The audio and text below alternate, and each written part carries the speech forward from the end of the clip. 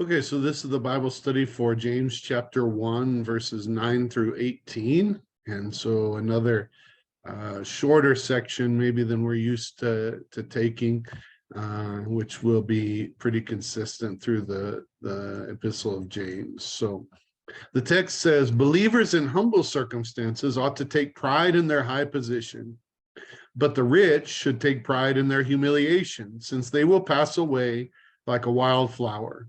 For the sun rises with scorching heat and withers the plant. Its blossoms fall and its beauty is destroyed. In the same way, the rich will fade away even while they go about their business. Blessed is the one who perseveres under trial, because having stood the test, that person will receive a crown of life that the Lord has promised to those who love him. When tempted, no one should say, God is tempting me. For God cannot be tempted by evil, nor does he tempt anyone. But each person is tempted when they are dragged away by their own evil desire and enticed. Then, after desire has conceived, it gives birth to sin, and sin, when it is full grown, gives birth to death.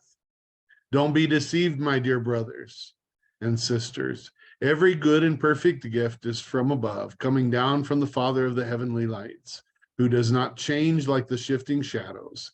He chose to give us birth through the word of truth, that we might be a kind of first fruits of all he created.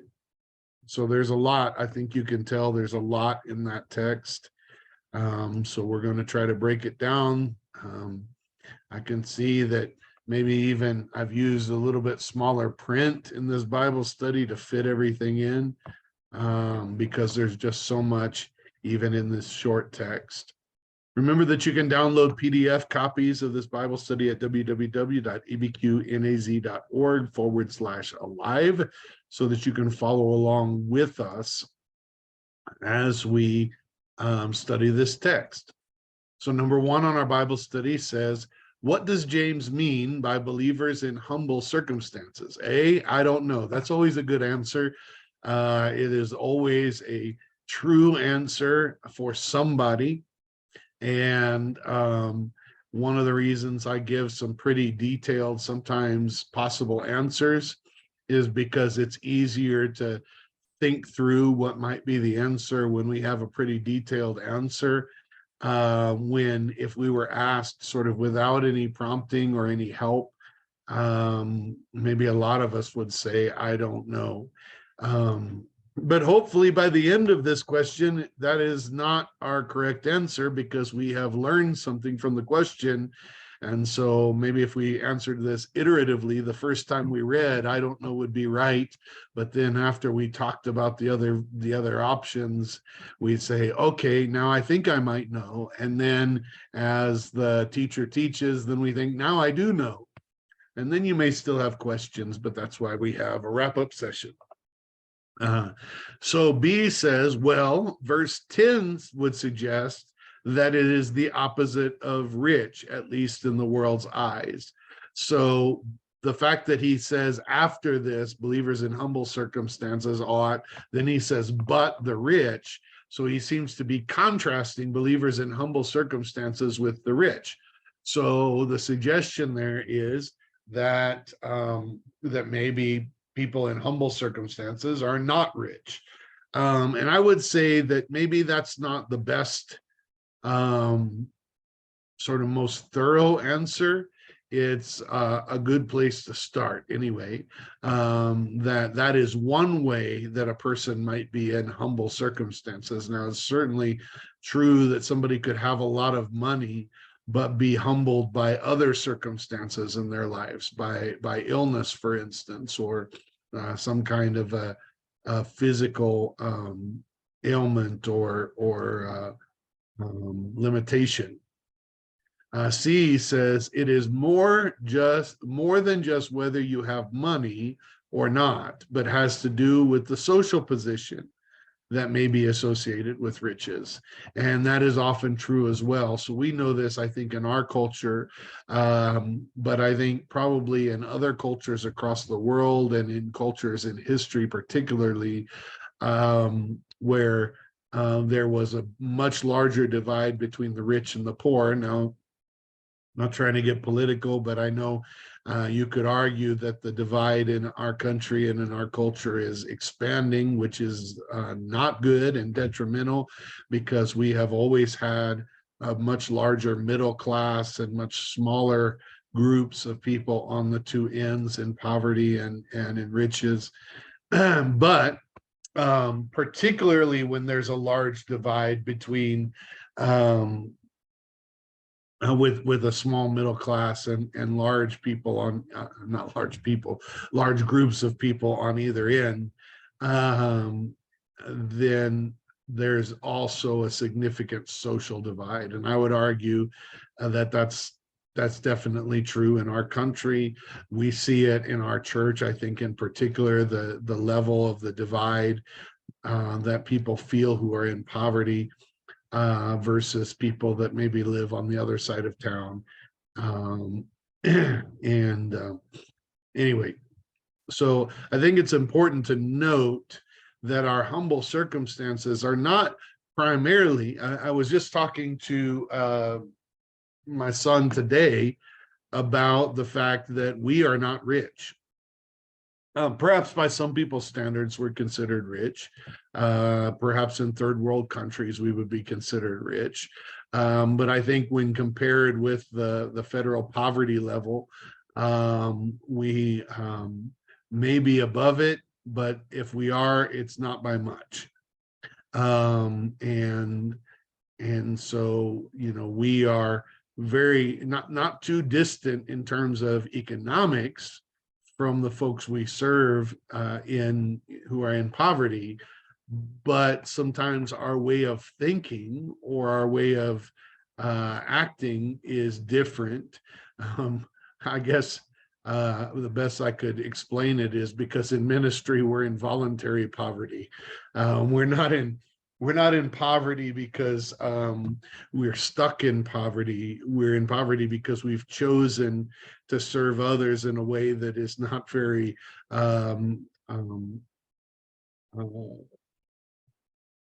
monetarily advantageous to us. We are, you know, whatever you might say. It hasn't really made us a lot of money, being selfless and working in the ministry that we do. So, but and this is going a little bit deeper perhaps than our Bible study does, but you know, the reason I was talking to my kids about it has to do with the fact that so a lot of the people we serve don't have a future orientation. They're not thinking about goals and visions for their future and what God can do. And that's one of the things that we're trying to change. And we can only change that if we have visions for the future. And so we may live at a poverty level, but we don't act as if we live. We have something different going on in our philosophy of life and things like that than people who have been forced into poverty by various circumstances. So I say all that to say that poverty doesn't just have to do with money. The Getting Ahead classes that we partner with Shine and others to teach are trying to address the fact that sometimes when people get a job and start making money, their mindset is still the same as it was, and therefore nothing much changes just because they have more money. And so then we try to do the teaching on what is different, and that's a class difference. I have a book, sorry, I think it's right here. Pastor Patty gave me this a while back, called Hidden Rules of Class at Work. And it's a very good book connected to this kind of some of the concepts that I'm talking about here and the Getting Ahead addresses. So it talks about how somebody might have a job, but the way they handle, you know, education and future and calling in to work, or the way they look at that job, or the necessity of that job, or what it takes to hold that job may be very different based on your background and growth. Anyway, not all of that. That's not all what Paul is talking about, but I say all that to illustrate the fact that I don't think he's talking just about money, but that I think that he's talking about class and social standing, and that there may be the rich usually have more social standing, and the poor often do not. And sometimes, for whatever reason, whether it's because of the Jews at the time were sort of oppressed by Rome, and so they were a minority population being oppressed by a conquering empire.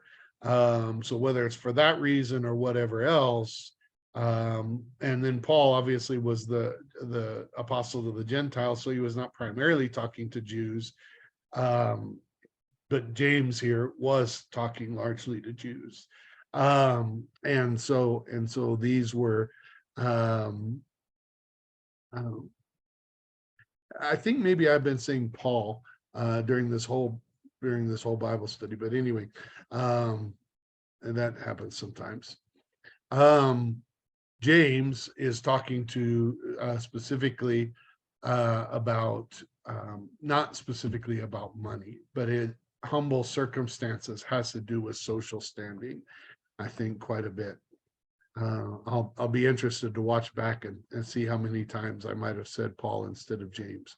It's hard when we're studying an epistle of Paul as well. Anyway, number 2.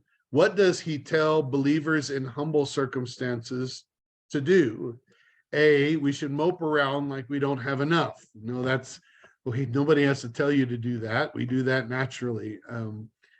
B, we should beg God to give us more, which is often what we believe. I think that the situation warrants, and we really think that if we're doing that, then we've made a big step in our faith, because we're not moping around anymore. We're asking God. But neither of those are things that James says to do. Instead, he says we should take pride in our high position. In other words, he does not consider our humble circumstances a low position. He considers that a high position because of how God views things. And God does not view things the way people in this world view things.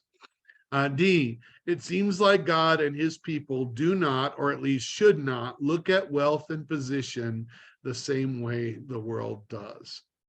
And that's true.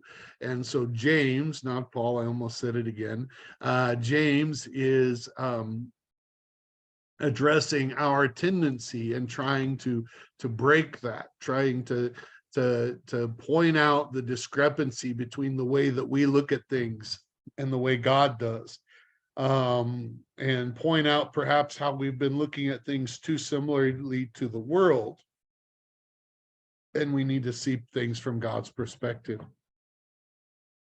Number 3, what does James tell the rich according to verse 10? So then he contrasts that. A, be grateful. Well, that makes sense, but it's not exactly what he says. B, they should take pride in their humiliation. So this is kind of a confusing piece of the text, because and pride and humiliation just is going to be confusing, because those are like how we take pride in humiliation, because humiliation is losing our pride. This doesn't make sense.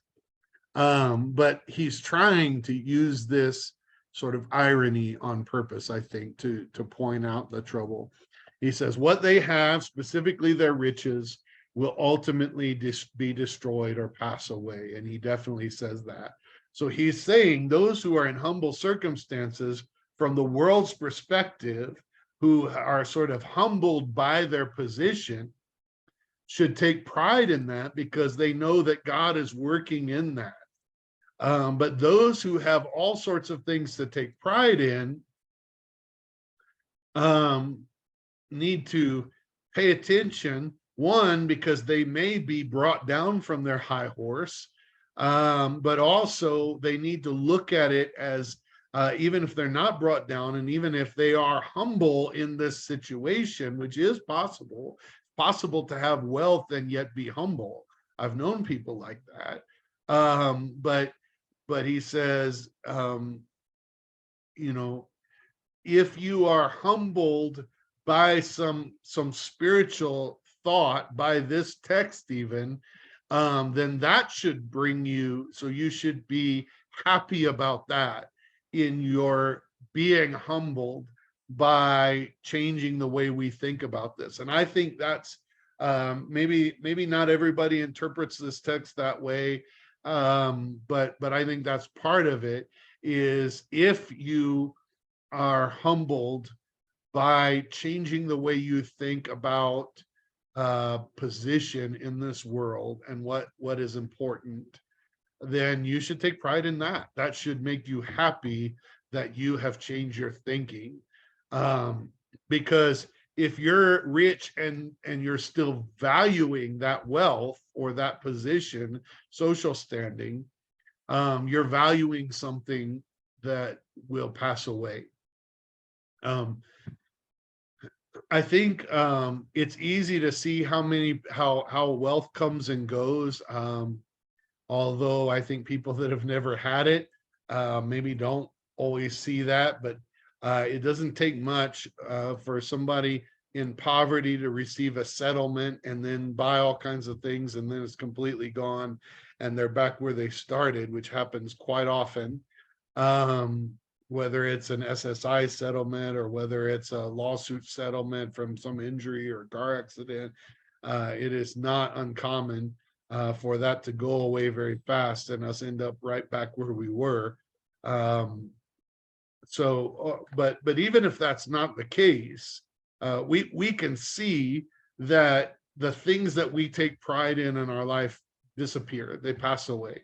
I think just the concept and the process of aging helps us see that. I'm working now as a hospice chaplain again, and I can see people that have been used to being in authority or being in control of their faculties or things like that. When they lose that, it is very hard for them. And the people that took the most pride in that and were the most focused on that are the ones that have the hardest time or grieve the most when they lose it. So I've joked. I used to have beautiful hair. Let me just, I feel the need to show off my hair that I had once, not this hair that is not here. Let me just see if I can pull it up. There I am. I have wonderful pictures of my youth.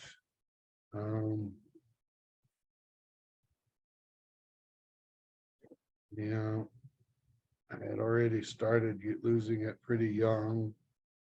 You can just talk about yourself, talk amongst yourselves while I'm. Oh, see, look at this. This was wonderful. Let's see if I can get it out of the sunlight. Lots of hair, handsome, strong, not looking too different from my own children. Let me see if I have one when I was even younger than that.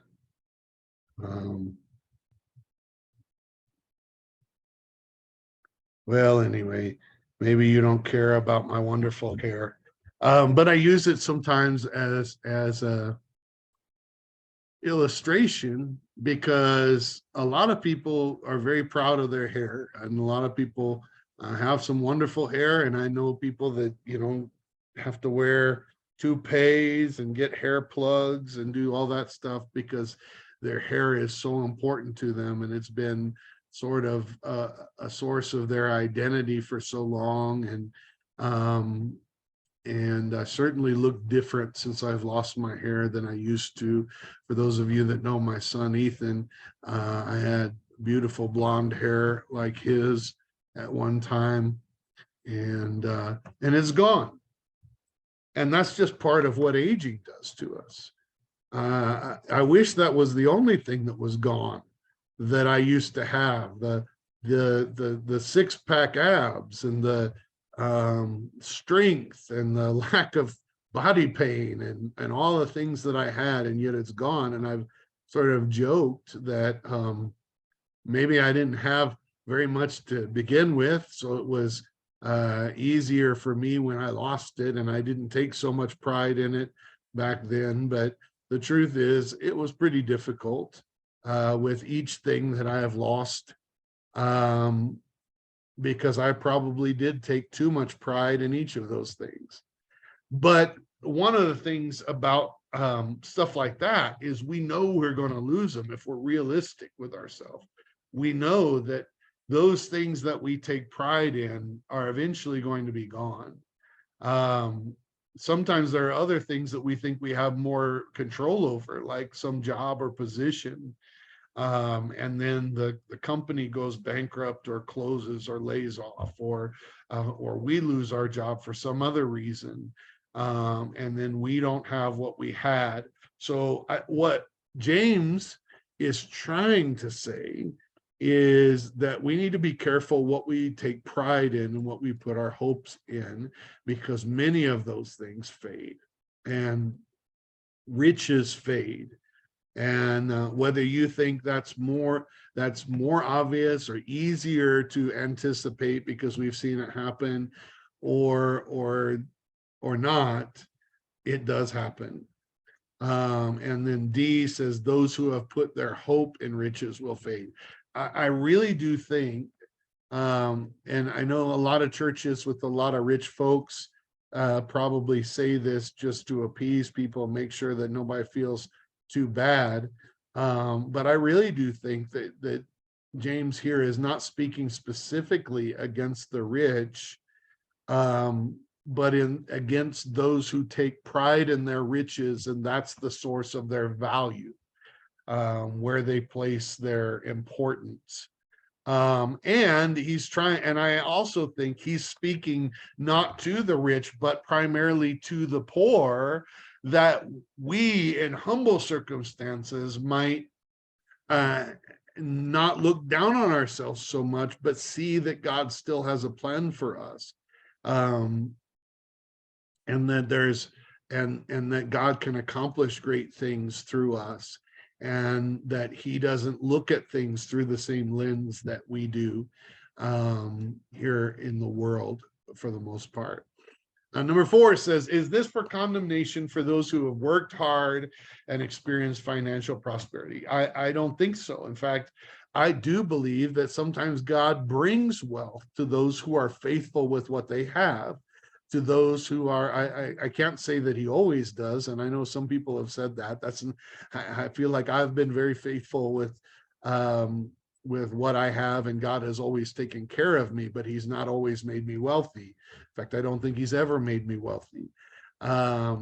So I don't think that's the way God always works, but I do believe that he blesses people sometimes with prosperity, financial prosperity, who are faithful.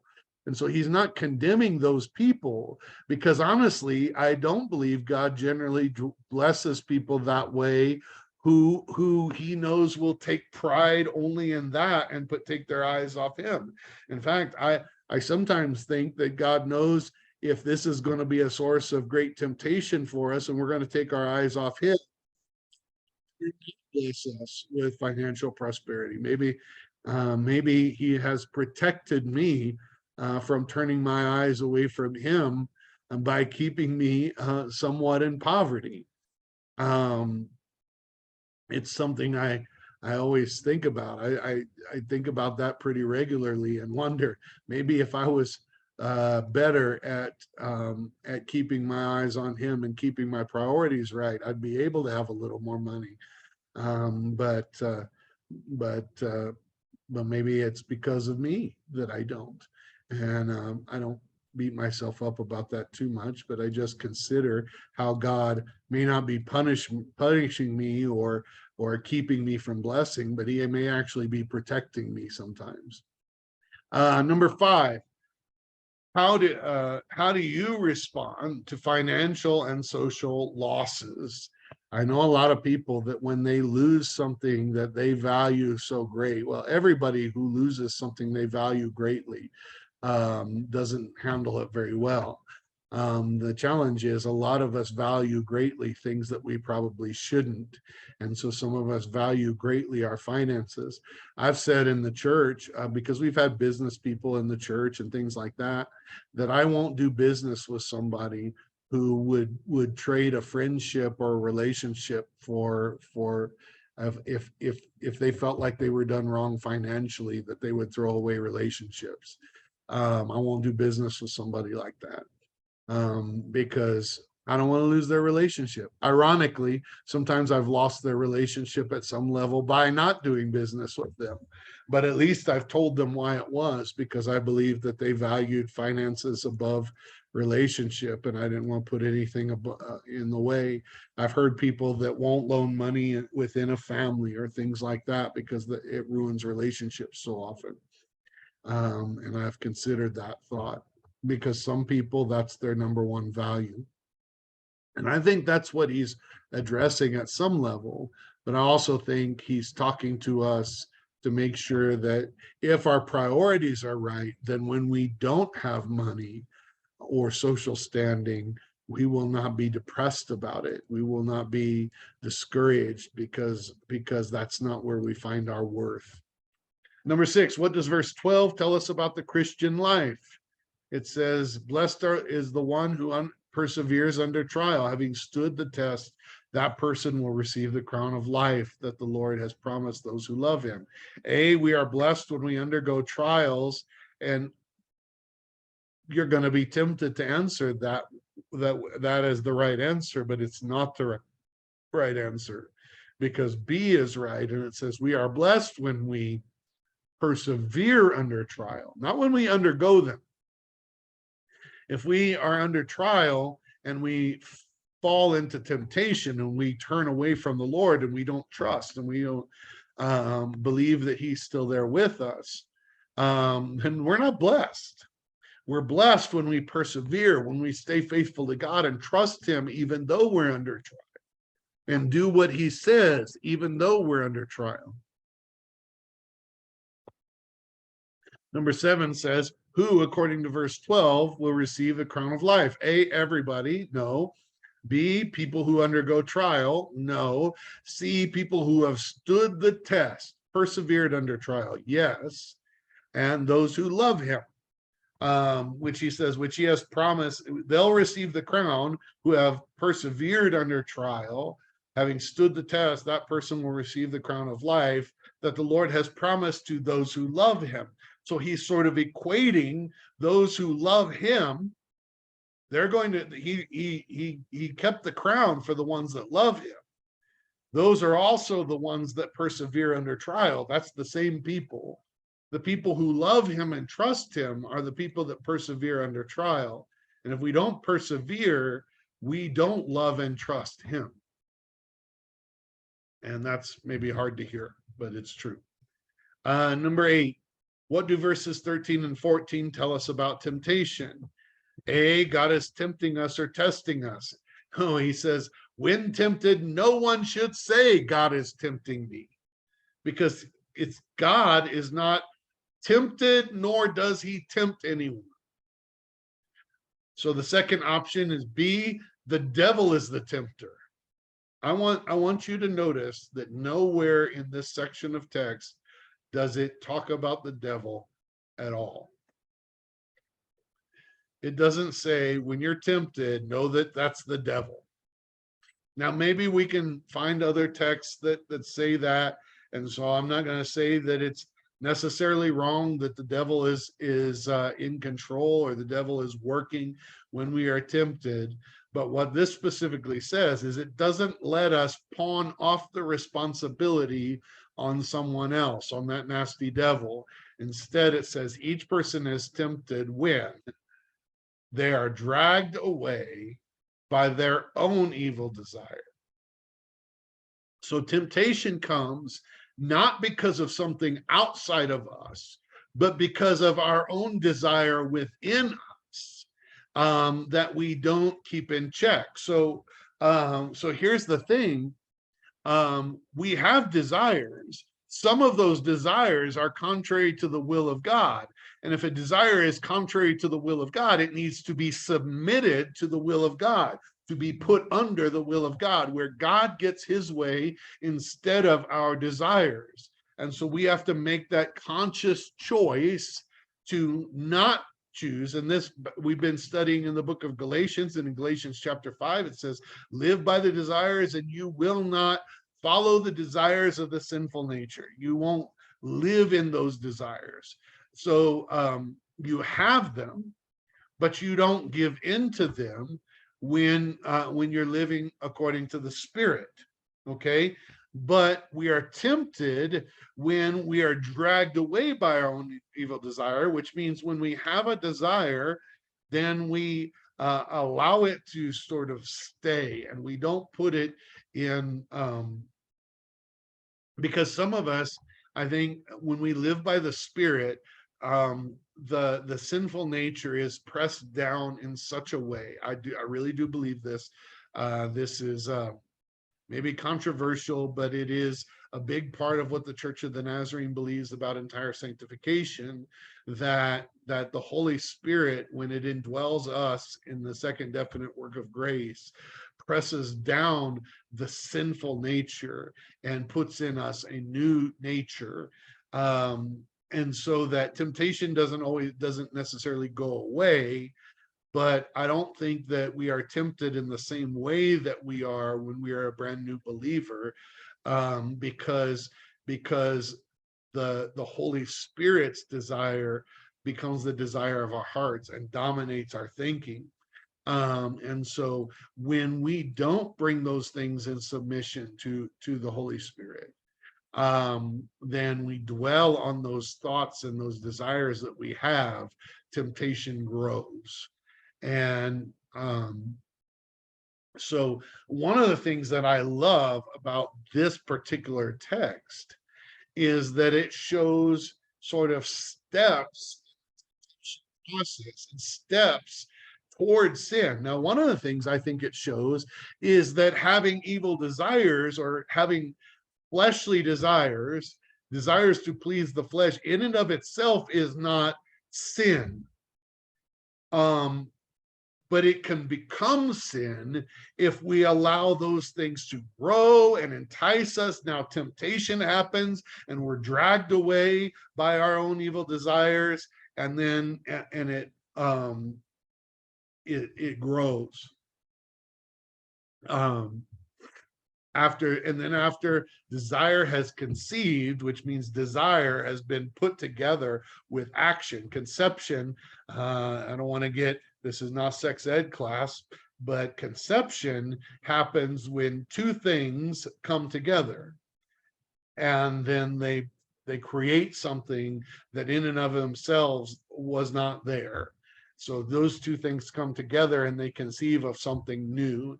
And he's saying that after desire has conceived, it gives birth to sin, and sin, when it is full grown, gives birth to death. So what does it mean? What does it come together with? Desire come together with in order to conceive of sin. Desire comes together with our decision of the will. So that's when sin occurs, is when we choose to not do the will of God. We choose to give in to our desire instead of to do the will of God. And then it conceives and it gives birth to sin. And then sin, when it is full grown, gives birth to death. So back to 8, each person is tempted when they're dragged away by their own evil desires. There's some personal responsibility in this, which I really think is important, because a lot of people think that heaven and hell is decided by God and not by me. And we do believe in the sovereignty of God. But we believe in the Church of the Nazarene and Wesleyan denominations. We believe that God has given us free will, whether to choose his salvation or to choose our own way. And so we are the one making the choice. And we may be tempted, but we do not have to give in to sin, give into that temptation so that it becomes sin. We have that choice. But if our free will comes together with our evil desires, it conceives of sin. Number 9, what do verses 14 and 15 suggest about the relationship between temptation and sin? They're pretty much the same thing. That's not true. And I think there are a lot of people that when they hear about holiness, they don't like the concept because they fear it, because they know they're not holy. And one of the ways that they conceptualize holiness is they can't imagine a holy person having these selfish desires. And so they think because they have these desires or because they're tempted, they're not holy. And I would submit to you that holiness is not about what we have that comes from our flesh. It's about what we do with what we have, whether we give in to our flesh or whether we choose to do the will of God. That's what draws the line between those who are living in the will of God in holiness and those who are living in their own flesh and in sin in the way that we've always lived before. So it's important to understand the way the concept of free will. And free will divides temptation and sin. The thing that makes temptation become sin is when free will enters and we choose sin, to give in to the temptation. B, desire that allows us to be tempted must be combined with something else before it gives birth to sin. And that's what we've already talked about. Number 10 says, how do you handle temptation in order to avoid progression to sin and death? And I would say that we need help. We can't in our own will choose righteousness instead of sin. We can't. That would be Pelagianism. We can only do that by God's prevenient grace, by God's grace and his work beforehand. But with his grace, with his power, with what he's given us, then we can choose right instead of giving in to our evil desires. So we desperately need God. But God will not deliver us against our will. God wants to give us strength so that we can follow through on the decision that we make by our will, by his strength. Okay. Well, this is really an important passage. There's more important passages in James, but I think this is an important theological passage that we need to understand. So I'm glad to be with you talking about it. Look forward to those of you that will be with us studying it in person and being able to interact with it.